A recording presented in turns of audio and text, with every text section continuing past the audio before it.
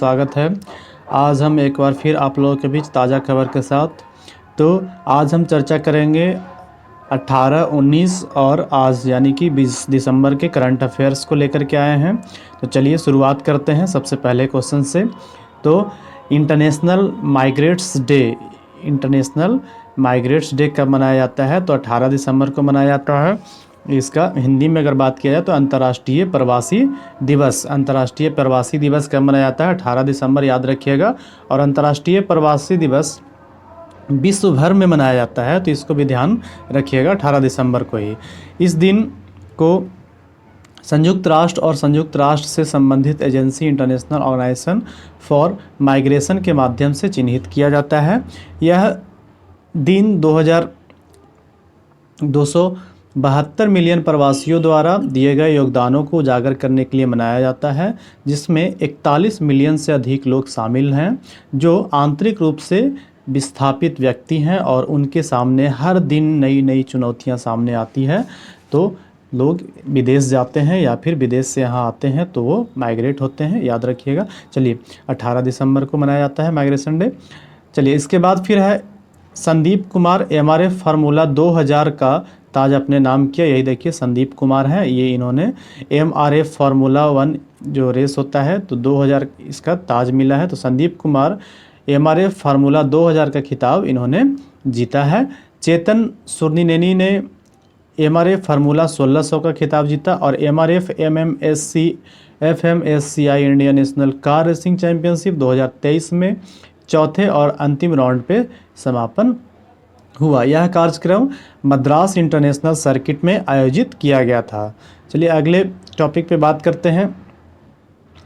तो अगला टॉपिक ये जो दिख रहे हैं आपको, रूबेन अज़ार, ये भारत में इजराइल के नए राजदूत होंगे। तो यानी कि इजराइल के राजदूत भारत में आकर के रहेंगे। तो ये इजराइल के राजदूत हैं जो कि भारत में रहेंगे। नाम है इनका रूबेन अज़ार। भारत में इजराइल के नए राजदूत हैं ये। और इजरायली सरकार ने भारत में नए राजदूत के रूप में रूबेन अज़ार को नियुक्त करने की मंजूरी दी है। अज़ार भारत के अलावा श्रीलंका, भूटान और अनिवासी राजदूत के रूप में भी काम करने वाले हैं, यानी कि आसपास के ही देश है श्रीलंका, भूटान, तो इसमें भी ये काम करने वाला है राजदूत के रूप में। PM मोदी काशी तमिल संगमम 2.0 का उद्घाटन किया है। तो प्रधानमंत्री नरेंद्र मोदी यानी कि नमो घाट पर काशी तमिल संगमम दूसरे संस्करण का उद्घाटन किया। इस दौरान उन्होंने काशी तमिल संगमम स्पेशल ट्रेन को हरी झंडी दिखाई, जो सप्ताह में एक दिन चलने वाली काशी हिंदू कन्याकुमारी एक्सप्रेस है। आगे बात करते हैं। साथ ही प्राचीन तमिल ग्रंथों के ब्रेल लिपि में अनुवाद का भी विमोचन किया है। इस दौरान पहली बार वाराणसी में artificial intelligence technique AI technique से 3 मिनट के लिए तमिलनाडु से आए छात्रों के दल को संबोधित भी किया है। आगे बात करते हैं इसमें। ये देखिए सूरत डायमंड एक्सचेंज का उद्घाटन प्रधानमंत्री नरेंद्र मोदी के द्वारा किया गया। तो प्रधानमंत्री नरेंद्र मोदी ने गुजरात के सूरत में दुनिया के सबसे बड़े ऑफिस कॉम्प्लेक्स का उद्घाटन किया, जो कि 67 वर्ग फुट में फैले। इस कॉम्प्लेक्स को सूरत डायमंड बोर्स के नाम से जाना जाता है। यह अंतर्राष्ट्रीय हीरे और आभूषण व्यवसाय के लिए दुनिया का सबसे बड़ा और आधुनिक केंद्र होगा। यह कॉम्प्लेक्स कच्चे और पॉलिश किए गए हीरों के साथ साथ आभूषणों के व्यापार के लिए एक वैश्विक केंद्र होगा। इसके बाद बात करते हैं PM मोदी, इन्होंने ही एक और काम किया है, जैसे कि डेडिकेटेड फ्रेंट कॉरिडोर का उद्घाटन किया। डेडिकेटेड फ्रेंट कॉरिडोर कहाँ पे किया है? तो दानकुनी से सोननगर तक 538 किलोमीटर डेडिकेटेड फ्रेंट कॉरिडोर का निर्माण कार्य PM गति शक्ति फंड से जल्द ही शुरू होगा। इसमें कोडरमा से न्यू मुगमा तक 195 किलोमीटर रेल लाइन भी शामिल है। इससे बनने से सेक्शन में मालगाड़ियों की औसत गति 60 से 70 किलोमीटर प्रति घंटे तक हो जाएगी, जो कि सामान पहुंचाने में मददगार साबित होगा। वर्तमान में इसकी गति अगर बात किया जाए तो 25 से 30 किलोमीटर की प्रति घंटा है। इस कॉरिडोर के बनने से कृषि, खाद्य प्रसंस्करण, MSME का भी प्रोत्साहन मिलेगा, यानी कि लघु एवं सूक्ष्म उद्योग का भी प्रोत्साहन मिलेगा। पीएम मोदी के द्वारा एक और विश्व के सबसे बड़े ध्यान केंद्र सर्ववेद महामंदिर का अनावरण किया गया। तो पीएम नरेंद्र मोदी ने विस्मयकारी वाराणसी ध्यान केंद्र सर्ववेद महामंदिर का अनावरण किया। प्राचीन और आधुनिक तकनीक का मिश्रण, यह 7 मंजिला चमत्कार आंतरिक शांति के लिए 20,000 साधकों का स्वागत करता है। यानी कि यहाँ पे 20,000 लोग एक बार में साथ करेंगे। तो प्रधानमंत्री नरेंद्र मोदी ने सोमवार को वाराणसी के उमराहा में, यानी याद रखिएगा यह मंदिर कहाँ पे है, उमराहा में है और सर्ववेद महामंदिर का नाम से जाना जाता है। यह नवनिर्मित ध्यान केंद्र 7 मंजिला पर ऊंचा है, जिसमें से एक समय में 20,000 भक्त यहाँ पे ध्यान केंद्रित करेंगे। अगले बात करते हैं, डॉक्टर श्रीनिवास नाइक धारावाह को विजनरी लीडर आइकन 2023 से सम्मानित किया गया। किसको सम्मानित किया गया? डॉक्टर श्रीनिवास को। तो Real Vision Homes Private Limited के अध्यक्ष कौन है? ये Real Vision Homes Private Limited के अध्यक्ष डॉक्टर श्रीनिवास नाइक धारावार को नई दिल्ली के कॉन्स्टिट्यूशन क्लब ऑफ इंडिया में 5वें राष्ट्रीय शिखर सम्मेलन में एमएसएमई से विजनरी लीडर आइकन अवार्ड 2023 का दिया गया है, प्रदान किया गया है। इसके बाद आगे बात करते हैं, उपराष्ट्रपति भारत के जगदीप धनखड़, इन्होंने लखनऊ में अटल स्वास्थ्य मेले का उद्घाटन किया। तो अटल स्वास्थ्य मेले से संबंधित और भी चीज़ें जानते हैं। ये लखनऊ में राजाजीपुर में शुरुआत किया गया। धनखड़ ने राष्ट्र प्रथम दृष्टिकोण पर जोर देते हुए युवाओं को प्रदर्शन और सफलता के लिए स्वास्थ्य को प्राथमिकता देने के लिए सलाह दी और साथ साथ यह मेला 48 सरकारी और निजी अस्पतालों द्वारा संचालित चिकित्सकों के शिविरों के द्वारा मेजबानी की जा रही है। भाषिनी एआई करके पीएम मोदी ने के भाषण का भारतीय भाषाओं में अनुवाद किया गया। तो पीएम मोदी ने उत्तर प्रदेश में एक भाषण में वास्तविक समय में अनुवाद के लिए सरकार द्वारा विकसित एआई भाषा उपकरण भाषिनी का उपयोग किया, जिससे विभिन्न भाषाई समुदायों के बीच संचार को बढ़ावा मिला। एक अभूतपूर्व कदम में प्रधानमंत्री नरेंद्र मोदी ने उत्तर प्रदेश में हाल ही में एक भाषण के दौरान एआई संचालित भारतीय भाषा अनुवाद उपकरण, इसका भाषिनी है, इसका उपयोग किया है।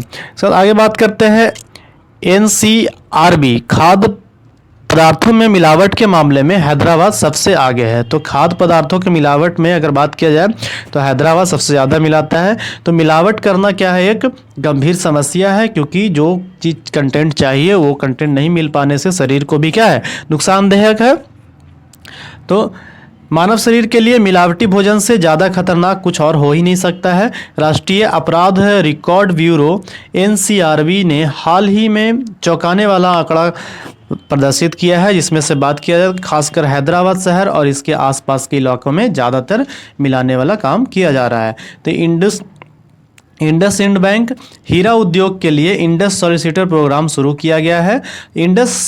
इंड बैंक ने हाल ही में इंडस सॉलिसिटर प्रोग्राम लॉन्च किया है, जो एक अभिनव सामुदायिक बैंकिंग पहल है, जिसे विशेष रूप से हीरा उद्योग की अनूठी ज़रूरतों को पूरा करने के लिए डिजाइन किया गया है। यह व्यापक कार्यक्रम हीरा समुदाय की सेवा के लिए बैंक की प्रतिबद्धता को मजबूत करते हुए विशेष लाभ और सुविधाओं का एक श्रृंखला करने के लिए तैयार किया गया है। आगे बात करते हैं, एस्टर मेडसिनी भारत के उभरते अस्पताल के रूप में शीर्ष पर है। आपका कौन सा? एस्टर मेडसिनी आपको ये दिख रहा है फोटो में, एस्टर मेडसिनी केरल के कोच्चि में है ना, केरल के कोच्चि शहर में एस्टर मेडसिनी ने हाल ही में द विक हंसा रिसर्च 2023 द्वारा best multi speciality hospital emerging श्रेणी में शीर्ष स्थान हासिल किया है। केरल के कोच्चि में स्थित एस्टर मेडसिनी और एस्टर डीएम हेल्थ केयर की एक इकाई स्वास्थ्य सेवा उद्योग में अग्रणी बनकर उभरी है। आगे बात करते हैं, ये देखिए आकाश मिसाइल हवा में एक साथ 4 लक्ष्य भेजने के लिए 25 किलोमीटर तक अचूक निशाना ये प्राप्त कर सकता है। क्या है आपका? आकाश मिसाइल। रक्षा अनुसंधान एवं विकास संगठन DRDO ने आकाश मिसाइल की ताकत के बारे में जानकारी दी है। आकाश मिसाइल सिस्टम के प्रदर्शन में डीआरडीओ ने दिखाया कि आकाश एक साथ 4 निशानों को तबाह करके अपनी ताकत रखता है और 25 किलोमीटर तक मार करने की क्षमता वाले आकाश मिसाइल ने सफल प्रक्षेपण पर डीआरडीओ ने बताया कि हवा में सटीक निशाना साधने को ये आकाश मिसाइल सिस्टम भारत के सुरक्षा हासिलों का अत्याधुनिक हथियार के रूप में गिना जाएगा। आगे देखते हैं, भारतीय वायुसेना ने भी एक परीक्षण किया है। तो स्वदेशी summer air defence missile system का सफल परीक्षण किया है। किसके द्वारा? भारतीय वायुसेना के द्वारा। तो भारतीय वायुसेना ने SAMAR surface to air missile for assured retaliation air defence missile system का सफल परीक्षण किया। SAMAR air defence missile system को भारत में ही विकसित किया गया है। यह स्वदेशी डिजाइन पर आधारित है। ये देखिए, एक बार और फोटो देख लीजिए, यही है आपका। तो आगे बात करते हैं, जमीन से हवा तक मार करने वाला यह मिसाइल सिस्टम भारतीय वायुसेना द्वारा विकसित किया गया है और वायुसेना को आत्मनिर्भर बनाने की दिशा में यह अहम कदम है। आगे देखते हैं, Kotak school of sustainability launch करने के लिए कोटक महिंद्रा बैंक और आईआईटी की साझेदारी की गई है। तो देखते हैं, भारतीय प्रौद्योगिकी संस्थान कानपुर आईआईटी और कोटक महिंद्रा बैंक लिमिटेड ने कोटक स्कूल ऑफ सस्टेनेबिलिटी की स्थापना के लिए हाथ मिलाया है। ये देख रहे हैं आप, कुवैत के शासक शेख नवाफ अल अहमद अल सबा, ये आपका कुवैत के शासक हैं और कुवैत के शासक अमीर 86 वर्षीय शेख नवाफ अल अहमद अल सबा का निधन हो गया है। इसका 86 वर्ष में निधन हो गया है।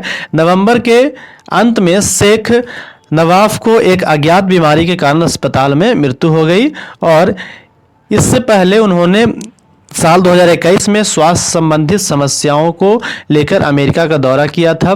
शेख नवाफ ने अपने पूर्ववर्ती दिवंगत शेख सवा अल अहमद अल सवा की 2020 में मृत्यु के बाद अमीर के रूप में शपथ ली थी। शेख सवा अपनी कूटनीति और शांति स्थापना के लिए जाने जाते हैं। गोवा, ये आपका आ गया 19 दिसंबर का करंट अफेयर। तो गोवा लिबरेशन डे यानी कि गोवा मुक्ति दिवस आपका कब मनाया जाता है? तो 19 दिसंबर को मनाया जाता है। भारत में हर साल 19 दिसंबर को गोवा मुक्ति दिवस के रूप में मनाया जाता है, जो उस दिन का प्रतीक है जब 1961 ईस्वी में पुर्तगाल ने 450 वर्षों के बाद अपना सशस्त्र बलों ने गोवा को मुक्त कराया था। 450 वर्षों के शासन के बाद। सोच लीजिए, गोवा सबसे पहले, पुर्तगाल सबसे पहले आया और सबसे बाद में गया भी, यानी कि 1961 में गोवा आज़ाद हुआ और केंद्र शासित प्रदेश का दर्जा दिया गया। तो गोवा मुक्ति दिवस कब मनाया जाता है? 19 दिसंबर को। गोवा मुक्ति दिवस को गोवा में कई आयोजनों और उत्सवों द्वारा चिन्हित किया जाता है। हालांकि इस बार महामारी के कारण उत्सवों की न होने की उम्मीद है। आज के दिन राज्य के 3 अलग अलग स्थानों को लोग मशाल प्रज्वलित करके आज़ाद मैदान में पहुंचते हैं। बहुत खुशी का माहौल होता है। रमन सिंह छत्तीसगढ़ विधानसभा के अध्यक्ष चुने गए हैं। तो छत्तीसगढ़ पूर्व मुख्यमंत्री रमन सिंह को सर्वसम्मति से छत्तीसगढ़ विधानसभा का अध्यक्ष चुन लिया गया है। सिंह के चुनाव का प्रस्ताव मुख्यमंत्री विष्णुदेव राय ने पेश किया और उप मुख्यमंत्री अरुण साव ने इसका समर्थन किया। चलिए देखते हैं आंध्र प्रदेश से रिलेटेड। तो ये देखिए, नीति आयोग के कृषि विपणन और किसान अनुकूल सुधार सूचकांक AMFFFI में अग्रणी हुआ है। तो नीति आयोग के कृषि विपणन और किसान अनुकूल सुधार सूचकांक में आंध्र प्रदेश अग्रणी राज्य के रूप में उभरा है। 94 के सराहनीय स्कोर के साथ आंध्र प्रदेश ने कृषि सुधारों को लागू करने में महत्वपूर्ण दिखाते हुए पहला स्थान हासिल किया है और सूचकांक ने 13 मापदंडों पर राज्यों का मूल्यांकन किया, जिसमें प्रत्यक्ष कृषि विपणन, ई ट्रैकिंग प्लेटफॉर्म और बाजार शुल्क का युक्तिकरण शामिल है। आगे बात करते हैं, जम्मू कश्मीर में आनंद विवाह अधिनियम लागू हुआ। आनंद विवाह अधिनियम, जम्मू कश्मीर प्रशासन ने आनंद विवाह अधिनियम के तहत सिख विवाहों के पंजीकरण के लिए विस्तृत नियम पेश किए हैं। यानी कि जम्मू कश्मीर प्रशासन ने आनंद विवाह अधिनियम लागू करने के लिए सिख समुदाय की लंबे समय से चल रही मांग को पूरा करने की दिशा में महत्वपूर्ण कदम उठाया है। यह अधिनियम सिख विवाह अनुष्ठान को वैधानिक मान्यता प्रदान करता है, जिससे सिख जोड़ों को हिंदू विवाह अधिनियम के बजाय विशिष्ट नियमों के तहत अपने विवाह को पंजीकृत करने की अनुमति मिलती है। जम्मू कश्मीर प्रशासन ने आनंद विवाह अधिनियम के तहत विवाह के पंजीकरण के लिए विस्तृत नियम तैयार किए हैं। असम सीमा पर 1000 वर्ग किलोमीटर हरित शहर की योजना बनाया जा रहा है। असम सीमा पर, यानी कि भूटान के द्वारा ऐसा कहा गया। तो भूटान के राजा जिग्मे खेसर नामग्याल, याद रखिएगा भूटान के राजा कौन है, तो जिग्मे खेसर नामग्याल वांगचुक ही याद रखिएगा, ठीक है। इन्होंने असम सीमा पर 1000 वर्ग किलोमीटर से अधिक विशाल अंतर्राष्ट्रीय शहर रूपरेखा तैयार करने के लिए गेलेफू स्मार्ट सिटी परियोजना का अनावरण किया है। सुरम्य हिमालयी राज्य भूटान अपनी महत्वाकांक्षी गेलेफू स्मार्ट सिटी परियोजना की घोषणा के लिए एक साथ एक परिवर्तनकारी यात्रा शुरू करने के लिए तैयार है। भूटान के राजा जिग्मे खेसर नामग्याल वांगचुक ने असम के सीमा पर 1000 वर्ग किलोमीटर फैले अंतर्राष्ट्रीय शहर की योजना का खुलासा किया है। ये बांग्लादेश के लिए पहली जीत है और बांग्लादेश ने अंडर 19 एशिया कप में जीत दर्ज किया है। तो बांग्लादेश टीम ने अंडर 19 एशिया कप पहली बार यह खिताब अपने नाम किया। दुबई में खेले गए फाइनल मुकाबले में यूएई को 195 रनों से हरा करके बांग्लादेश ने टाइटल अपने नाम किया। बांग्लादेश के सलामी बल्लेबाज Ashiqur Rahman Shibli player of the match रहे, जिन्होंने फाइनल में 129 रनों की आतिशी पारी खेली। वही रहमान को ही प्लेयर ऑफ द सीरीज भी नवाजा गया। किया रिलायंस जनरल इंश्योरेंस ने अपनी पहली नवीनतम पहल के रूप में रिलायंस हेल्थ ग्लोबल का अनावरण किया। इस स्वास्थ्य सेवा नीति का लक्ष्य भौगोलिक सीमाओं को पार करते हुए विश्व स्तर पर व्यापक कवरेज प्रदान करना है। यह पॉलिसी अंतर्राष्ट्रीय उपचारों के लिए कैंसर और बाईपास सर्जरी जैसी गंभीर स्थितियों को कवर करती है।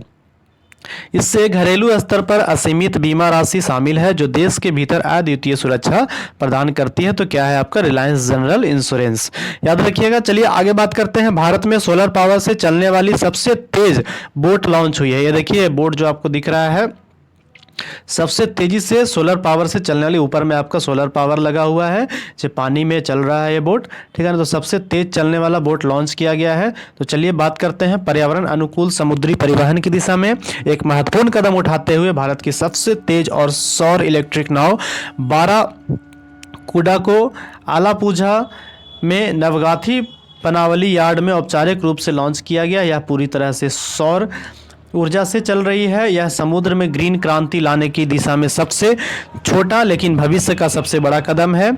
इस अत्याधुनिक जहाज को मझगांव डाक शिप बिल्डर्स और नेवल्स के संयुक्त रूप से विकसित किया गया है। ये देखिए आपको दिख रहे होंगे, इन्होंने नोवाक जोकोविच और सवालेंका शानदार प्रदर्शन करने के साथ साथ 2023 में ITF विश्व चैंपियनशिप का खिताब जीता।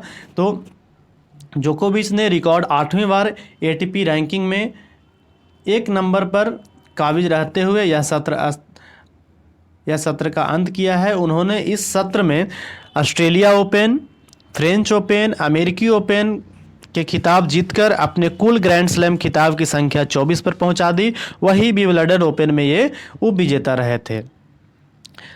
चलिए इसके बाद देखते हैं, ये आपका दिख रहे हैं,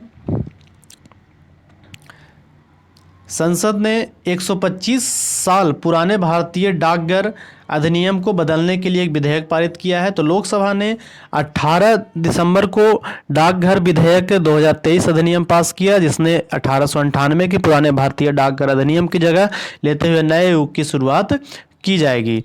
विधायी सुधार में यह मील का पत्थर साबित होगा, मगर इससे निजता और सरकारी शक्तियों दुरुपयोग को लेकर चिंताओं को भी जन्म दिया है। बिल को शुरू में 10 अगस्त को मानसून सत्र के दौरान राज्यसभा में पेश किया गया था, जिसे 4 दिसंबर को ऊपरी सदन में से पहली बार मंजूरी मिलने के बाद संसद के दोनों सदनों में सफलतापूर्वक पारित किया गया है। आगे बात करते हैं, अफगान एनजीओ को फिनलैंड द्वारा अंतर्राष्ट्रीय लिंग समानता दिया गया है। लिंग समानता, तो लैंगिक समानता के वैश्विक चैंपियन फिनलैंड ने हाल ही में अफगानिस्तान में महिलाओं के अधिकारों को बढ़ावा देने और उनकी सुरक्षा के लिए उनकी अटूट प्रतिबद्धता को मान्यता देते हुए अफगान महिला कौशल विकास केंद्र को 2023 के लिए अंतर्राष्ट्रीय लैंगिक समानता पुरस्कार से सम्मानित किया गया है। यानी कि जितना पुरुष को अधिकार दिया जाए लगभग उतना ही आपका महिलाओं को भी अधिकार दिया जाना उचित होना चाहिए। आगे बात करते हैं, टाम्परे में एक समारोह के दौरान फिनिश प्रधानमंत्री पेनेरी ओरपो द्वारा 3 लाख यूरो के पुरस्कार के साथ प्रतिष्ठित पुरस्कार दिया गया। ये देखिए, भारतीय सशस्त्र बल के अधिकारियों को DSCSC श्रीलंका में गोल्डन ऑल का सम्मान दिया गया। तो भारतीय सशस्त्र बलों को उनके उत्कृष्ट प्रदर्शन के लिए प्रतिष्ठित गोल्डन ऑल पुरस्कार से सम्मानित किया गया।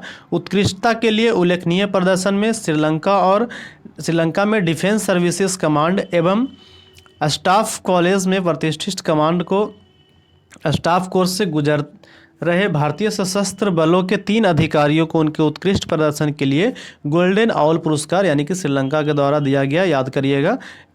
श्रीलंका के राष्ट्रपति कौन है? रानिले विक्रमसिंघे द्वारा प्रदान किया गया। यह पुरस्कार विश्लेषणात्मक कौशल, राजनीतिक सोच और भविष्य के नेतृत्व के लिए उनकी क्षमता में उनकी असाधारण उपलब्धियों को मान्यता देता है। यहीं तक आपका 18, 19 और 20 दिसंबर के करंट अफेयर हैं। कुछ लंबे हैं पर आप इसको देखें और एग्ज़ाम के लिए बहुत ही उपयोगी है। तो इसको लगातार देखें और इसको नोट करने का भी कोशिश करें। आपको हम PDF टेलीग्राम लिंक में डाल देते हैं, तो PDF वहाँ से भी आप डाउनलोड कर सकते हैं और लिख भी सकते हैं, प्रिंट भी निकाल सकते हैं। चलिए, बहुत बहुत धन्यवाद। लाइक एंड सब्सक्राइब करना ना भूलें। धन्यवाद।